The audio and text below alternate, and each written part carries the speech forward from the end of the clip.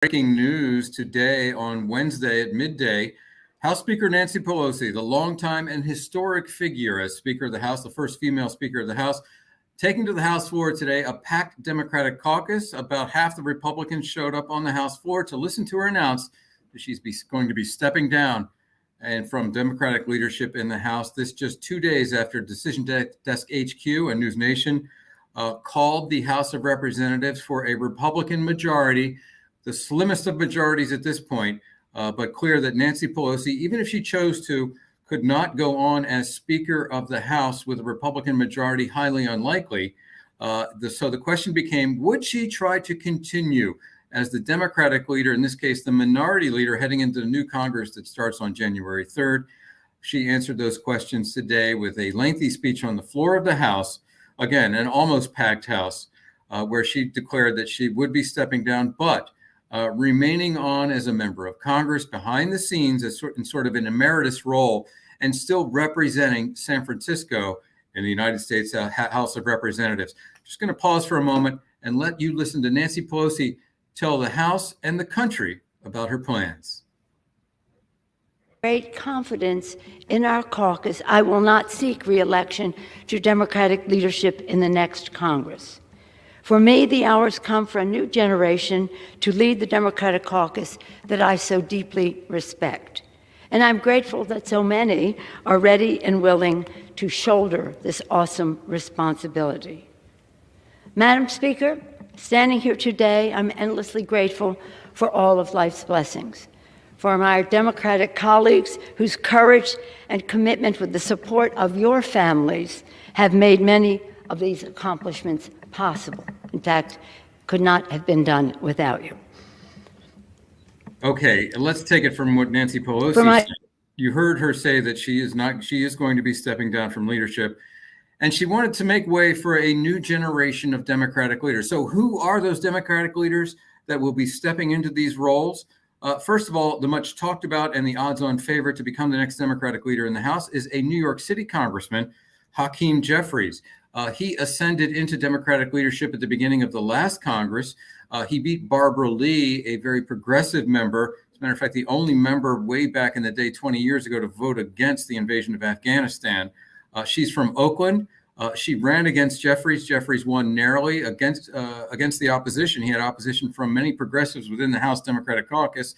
It appears that everybody is falling in line now behind Jeffries, or at least he will have sufficient votes to win a majority of the House Democratic caucus and become the minority leader in the next Congress, which again, after the election starts on January 3rd. Catherine Clark from Massachusetts is another favorite to become the number 2 in the House Democratic caucus. That position would be the Democratic whip or minority whip. And Pete Aguilar, a congressman from California who's now also in leadership in a lower level role, is talked about as ascending as what they call the caucus chair. In other words, leading the caucus when they meet, leading the caucus's efforts to pass legislation on the floor, working together with the leadership. So those are the 3 that they are talking about. We also have some other news to talk about today, and that is Steny Hoyer, the longtime rival, as it happens, within the Democratic caucus in the House of Nancy Pelosi. Steny Hoyer of Prince George's County in southern Maryland, just outside of Washington, D.C., also announcing that he is going to be stepping down from his role currently as majority leader, but will not be standing for election within the Democratic caucus when they meet in a couple of weeks' time to formally elect their leaders. Will be stepping down, will not be standing for a leadership role. He is also in his 80s, as in Jim Clyburn, South Carolina, of course, the kingmaker, many people believe, responsible for having Joe Biden win the South Carolina primary in 2020, ultimately leading Joe Biden to take the lead in that race against Elizabeth Warren and other rivals and becoming president of the United States. Jim Clyburn, of course, the highest ranking African-American in Congress. Speculation now about what he will do. He is also in his 80s. There has been a lot of pressure, as everyone knows, for Democrats, older Democrats, to step aside, give a new generation a chance at leadership. And if we look at the results of the last election and we look at the exit polls and we look at some of the younger voters who turned out in surprising numbers and fending off that expected Republican wave, or to say nothing of what some people expected to be a Republican tsunami, young voters voting for Democrats get a lot of credit on the Democratic side for holding off that wave, keeping the Senate in under Democratic control, and making the House a much, much closer call than anybody anticipated. I'd like to pause for just a second and ask if you have any comments, if you have any questions, please enter into the comments section on our Facebook page, on our YouTube page, at Twitter, or on our page at newsnationnow.com, wherever you happen to be watching, whatever platform you happen to be on and watching us now. Let's talk a little bit about Nancy Pelosi and her pedigree as a political leader. First of all, the speech was, if you cover the House and you're an institutionalist, I covered Congress and walked the halls, including the House for 11 years and the Senate for another year after that. You have to respect Nancy Pelosi for her undeniable role in history. And I understand that there's very little middle ground when it comes to Nancy Pelosi. People either revere her or they revile her. She has been a very polarizing figure, sort of reflective of American politics today. But from an institutional perspective, and I think even some Republicans would agree, and we heard a few Republicans give laudatory comments about her just this very day. Not many, but a few. She's been very effective. She plays the inside game. She plays the long game. She understands how to cajole. She understands how to twist arms. She understands the need for log rolling, the old-fashioned exchange of favors and perks within the Democratic caucus and within the Congress. There's a completely different skill set to be a national leader, say a president or even a governor or a senator, and run for those offices than it is to be a leader in Congress. It is the inside game. It requires finesse. It requires touch. And she is certainly somebody who, if there was anybody sort of bred in the bone to be a politician, to play this game, it was Nancy Pelosi. Her father was a 4-term congressman from Baltimore, representing Little Italy in Baltimore, where Nancy Pelosi grew up, incidentally, on Albemarle Street. Before he became the mayor of Baltimore, her brother, Tommy D'Alessandro III, was also the mayor of Baltimore. Tommy D'Alessandro Jr. was her father. She often tells a story about how people would come to their house on Albemarle Street in Baltimore's Little Italy, and there was something called a favor jar. People would be asking for projects, for favors, for a job for a friend or a family member, whatever the case may be in the old big city political machines that were so prevalent at the beginning and mid 20th century in America. That's where she learned how to play that inside game. As a young child, she was brought up that way. She told the story today in her speech on the House floor about the first time she ever saw the Capitol as a 6-year-old girl when her father came to Washington. And of course, later becoming, as I said, a mayor, and her brother the mayor as well. So she understood how the game was played. She often tells a story about how she entered politics. She went to Trinity University here in Washington, D.C., what used to be known as Trinity University, meeting her husband, Paul, incidentally, who was a student at Georgetown at the time. They got married, moved to California. She raised 5 children. She mentioned each of them, as well as her several, I don't remember how many exactly, I believe 9 grandchildren in her floor speech today. And at one point, after her youngest child, Alexandra, was grown, or at least was a young adult, she asked if it were, her family would have permission, her family's permission to enter politics. I believe her first entry into the political realm was the chairman of the California Democratic Party. Whether she could, if it was okay with them, if she stepped aside from her role as mother and use an old-fashioned term, homemaker, and enter the political realm. And she often tells a story about how her daughter told her, "Mom, get a life. Just go and do what you want to do." And I guess the rest, as they say, is history. She became a member of Congress in 1987 after the 1986 elections, representing San Francisco, quickly became known as a champion of human rights, particularly in China. She very boldly, I might say, went to Tiananmen Square after the protesters were routed there by the Chinese military, unfurling a banner.